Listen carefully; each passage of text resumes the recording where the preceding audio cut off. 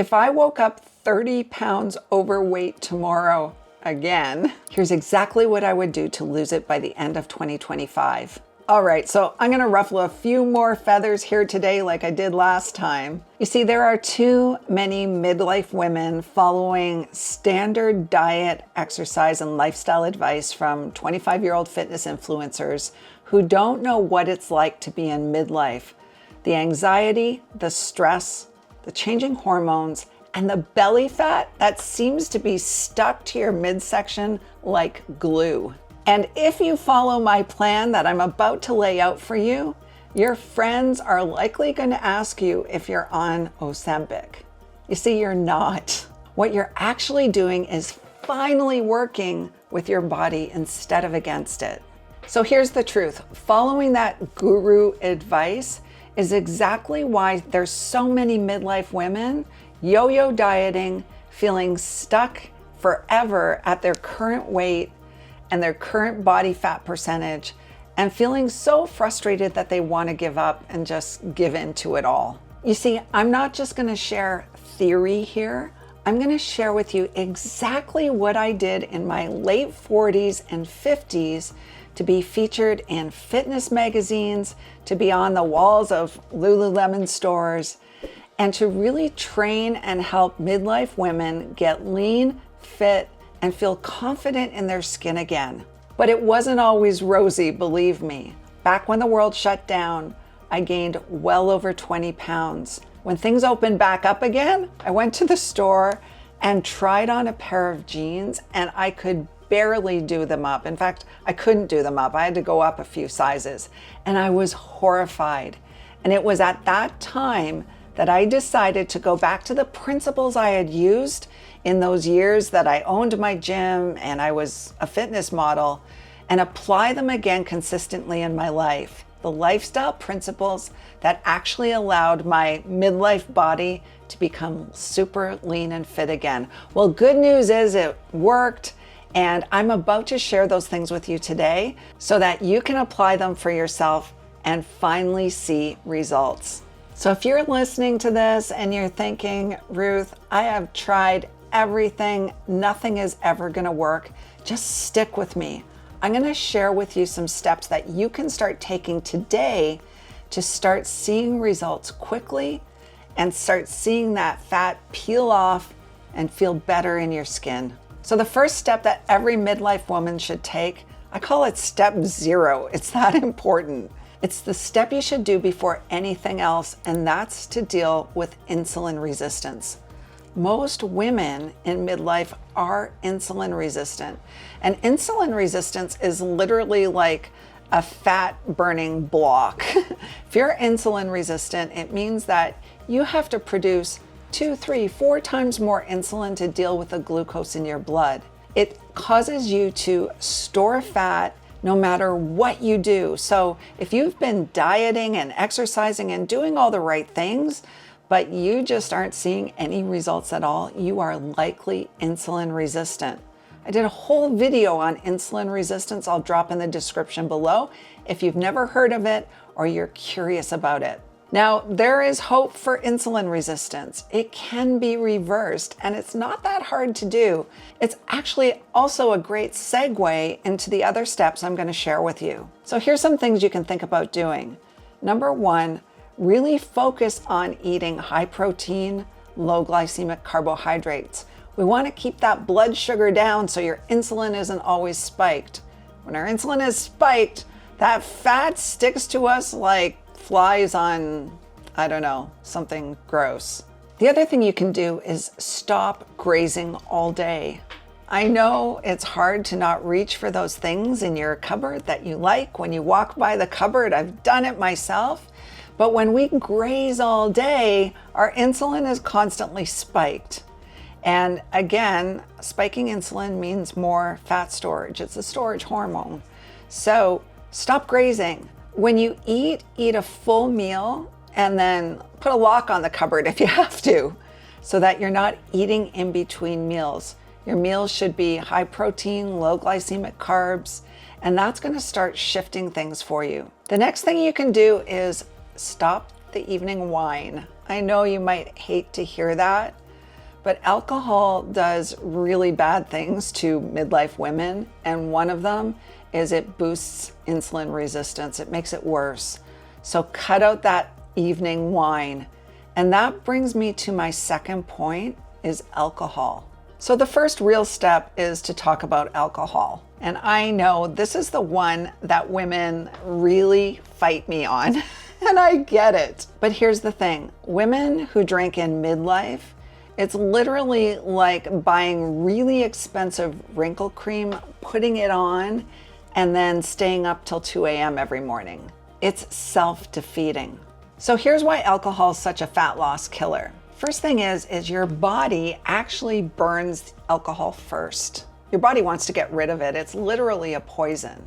And what that does is it delays fat loss. Fat loss gets put on that back burner. Next thing is it actually disturbs your sleep. Have you ever had a few drinks at night before bed, maybe a couple glasses of wine, and you think it's gonna get you to sleep faster, and it might actually do that, but you end up waking up at night not feeling that great, or you might not totally wake up, but you find yourself tossing and turning and you wake up unrested?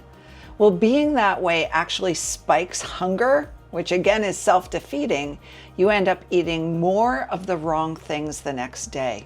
Alcohol can also lower inhibitions, and I'm not talking about what you think I'm talking about, so get your mind out of the gutter. But what it can do is it actually lowers those inhibitions around food. So have a few glasses of wine, then you might be reaching for chocolate chip cookies or a big bowl of hot buttered popcorn or whatever your thing is, and you really don't mind doing it because those sort of gateways around food have been removed by the alcohol. So let's talk about step 2 now. Step 2 is set your calorie target.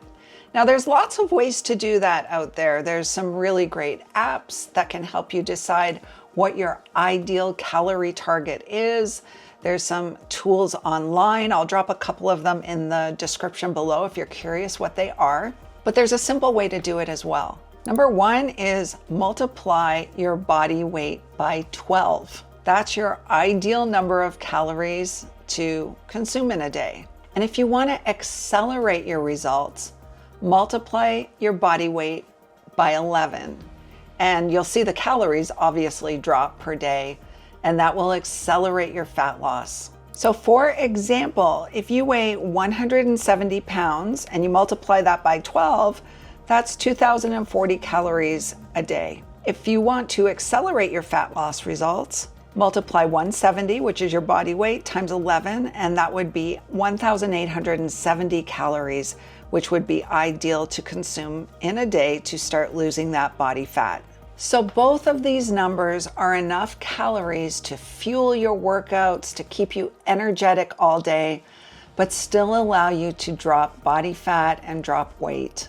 Remember, don't go too low on your calories because what's going to happen is you're going to end up getting hungry, you'll feel tired, your workouts won't be great, and it will be self-defeating. You will quit. So if you go with moderate calories, what'll happen is you'll feel energetic, sustained, and you'll be able to stay in the game long enough to get to your weight loss goal. Step 3, protein is queen. Where's my crown?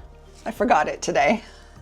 So protein, most midlife women, they don't eat nearly enough protein to sustain their muscles, much less increase their muscle mass. They think that 3 shrimp on their salad is going to be enough protein for their meal, and they end up hungry an hour later. So here's why protein matters so much in midlife.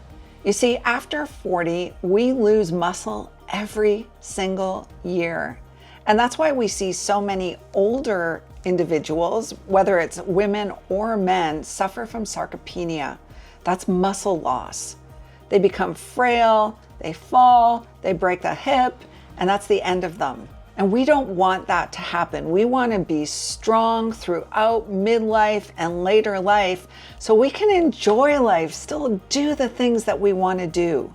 You see, the more muscle you have, the faster your metabolism will run as well, and that will contribute to increased fat loss. Protein also balances blood sugar, reduces cravings, and will help you stay satisfied longer so you're not hungry all the time and you're not grazing and you're not elevating your blood sugar.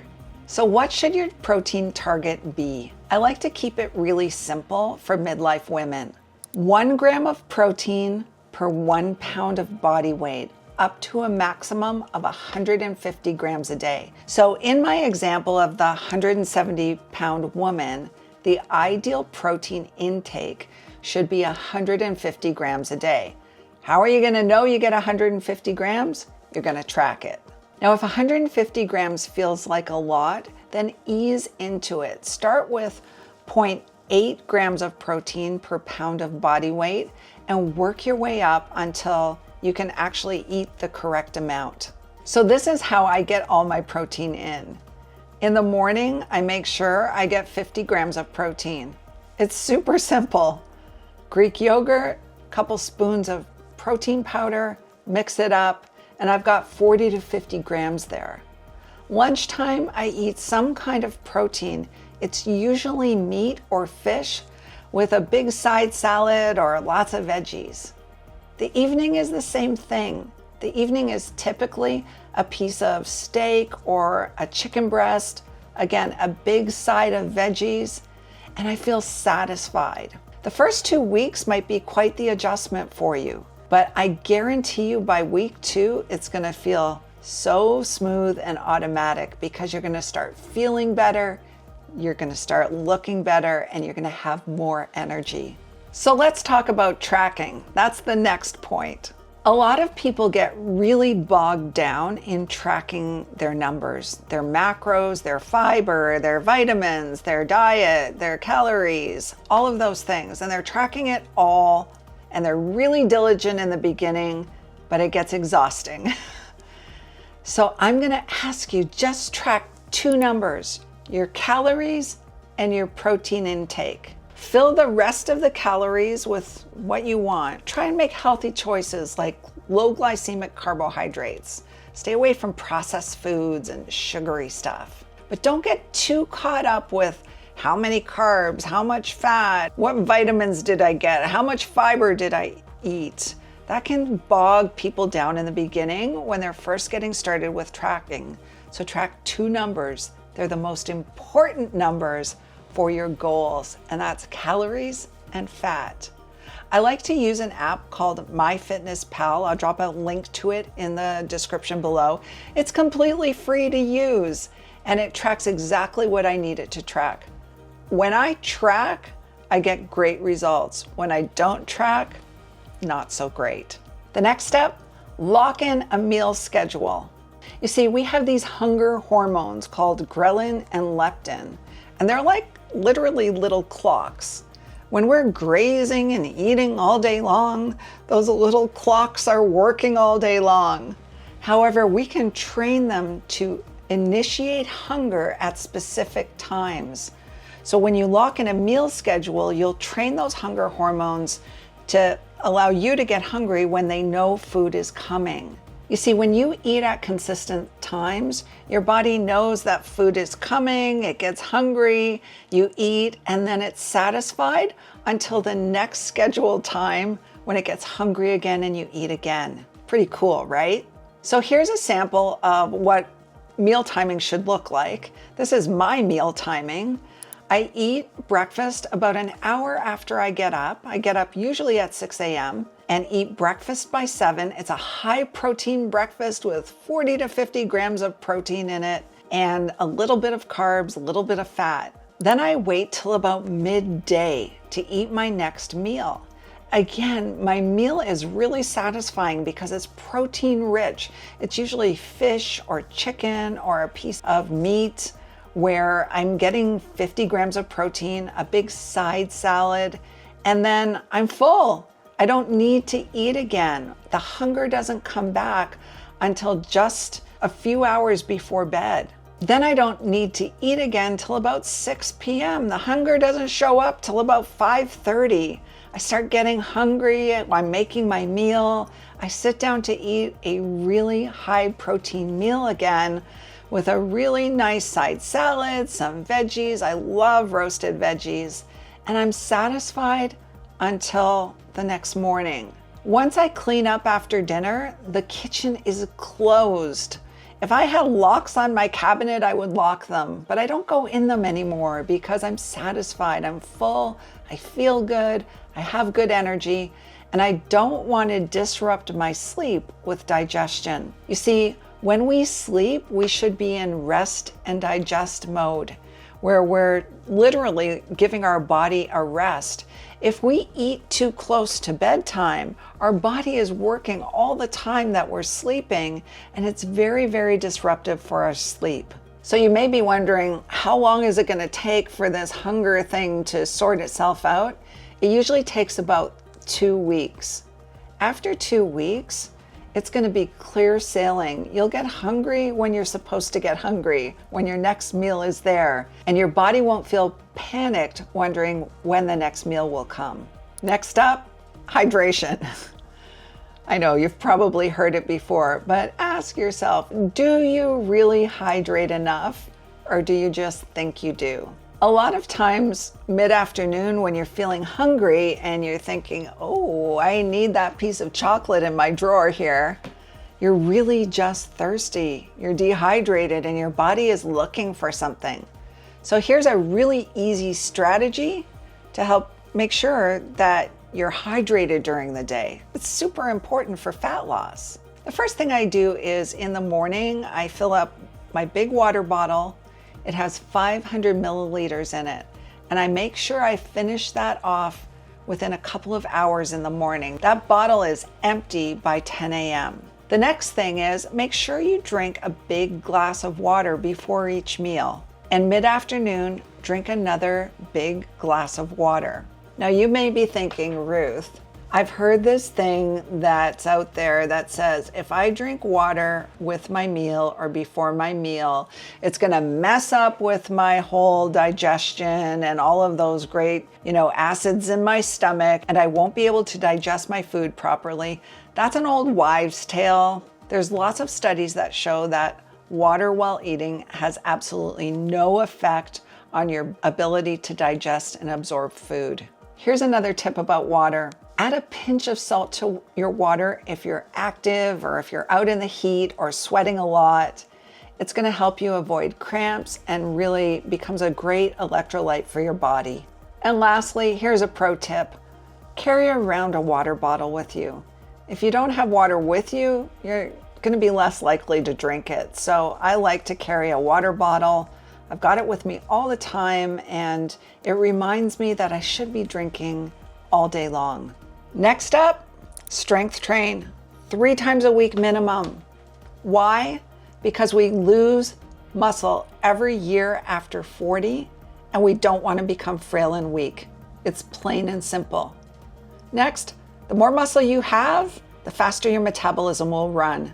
And the faster your metabolism, the faster you're going to burn fat. Think of your muscle as bone armor in menopause. It's going to protect you.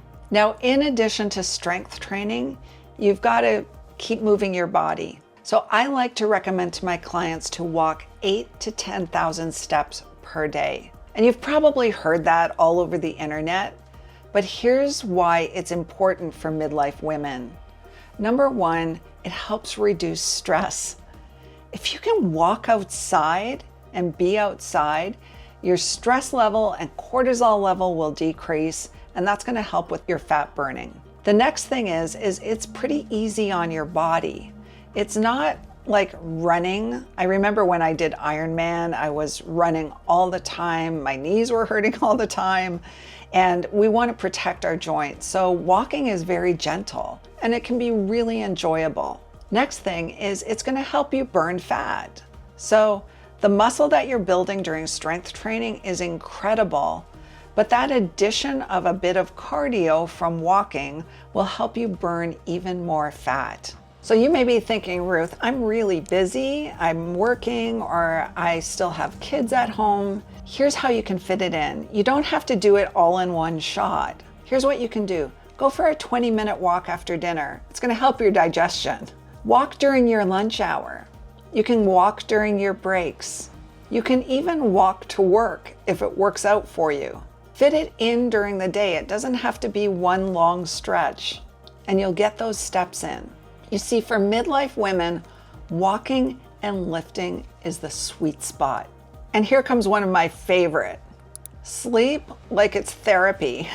You see, sleep is going to help you balance your hormones. It's going to help reduce stress. It's going to help you feel energized, and it allows your body to recover and rejuvenate. How do we sleep better? You have to have a routine. Routines take time. If you do things the same way every night before bed, you'll develop a routine, and it will allow you to fall asleep quicker and sleep more deeply.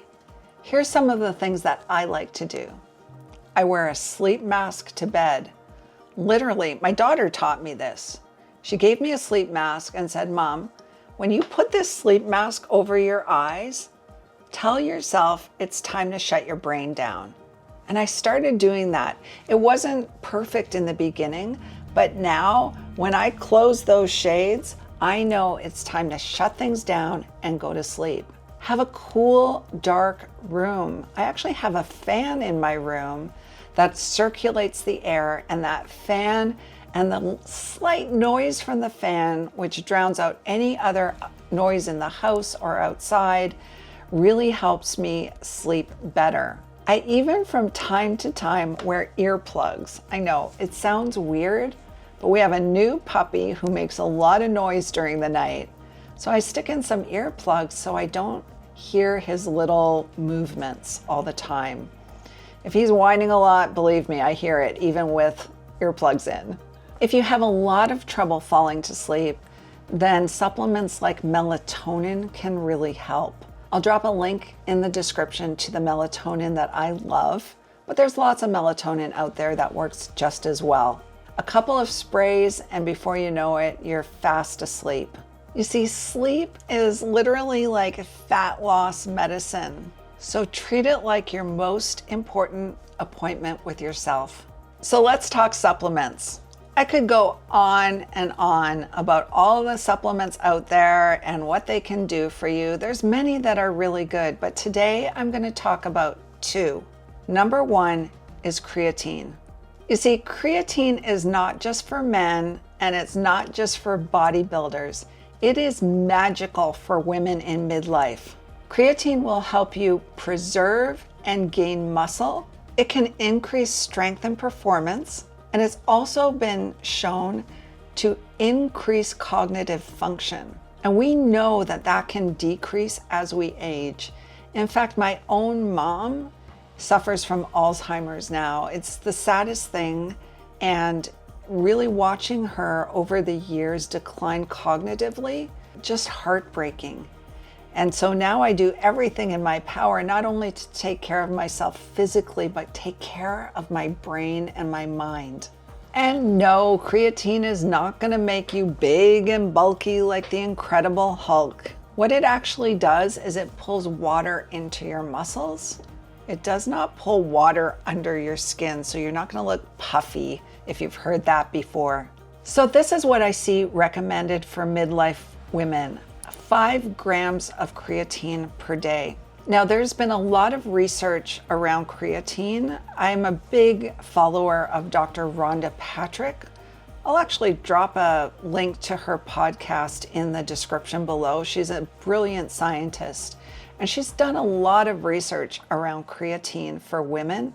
I currently take 12 grams of creatine. I know it sounds like a lot, but she recommends more than 5 grams of creatine. In fact, she recommends up to 10% of your body weight in grams of creatine. That's something that you're going to want to work up to, because I know when I jumped right to that, I felt a little weird. It was a lot all at once. So I started working my way up to more creatine. I'm currently up to 12 grams. And it's interesting because not only have I gained muscle, which I want to do, I'm 63 now and want more muscle, but my cognitive function and mental clarity is so much better when I take creatine versus when I don't. It's really, really remarkable. The next supplement is vitamin D. Most women in midlife, if they do not supplement, are incredibly deficient in vitamin D. You see, vitamin D3 actually helps with insulin sensitivity. It regulates hormones, and it'll even help with your mood. And interesting, it also can boost serotonin and testosterone. And you may be thinking, well, I'm a woman, I don't have testosterone. Well, newsflash, you do.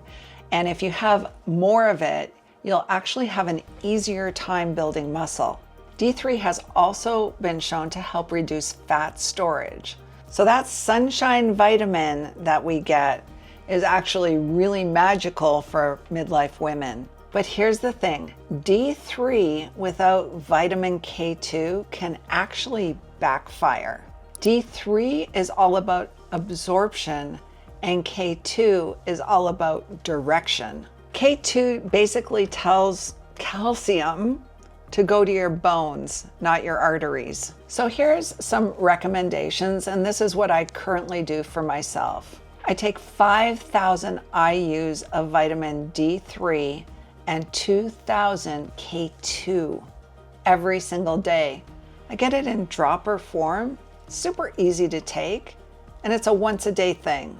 I also ensure I take it with my fattiest meal, which will help absorption. So if I know I'm having, say, salmon for dinner, that's a fatty fish, I'll take my D3 K2 combo at dinner.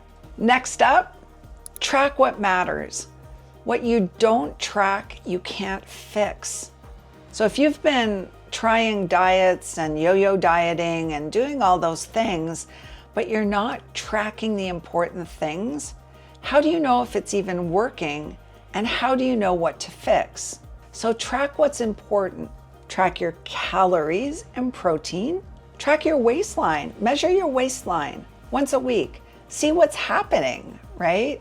There's nothing more motivating than seeing the results of your efforts in inches. Next thing, take photos. I know you might be thinking, oh, I don't want to look at myself. But you're going to be really disappointed when you go through this process for a couple of months and your body has completely transformed. You're going to want to see that before and after picture and feel proud of it. A weekly photo session in front of your mirror, or have someone do it for you that you trust, is an incredible way to stay motivated and see your progress. Next, log your workouts. What does that look like? Write down what you did every day in a little journal, or you can create a spreadsheet like I do. I'm kind of a geek that way. And keep track of the weights that you're lifting, because over time we want to keep challenging our muscles with more weight. That's the way your muscles grow. If you keep using those same weights all the time, not too much is going to happen after a while because your muscles will adapt. So we want to track our progress. We want to track the amount of weight we're lifting, and we're tracking the exercises we're doing to see what's working.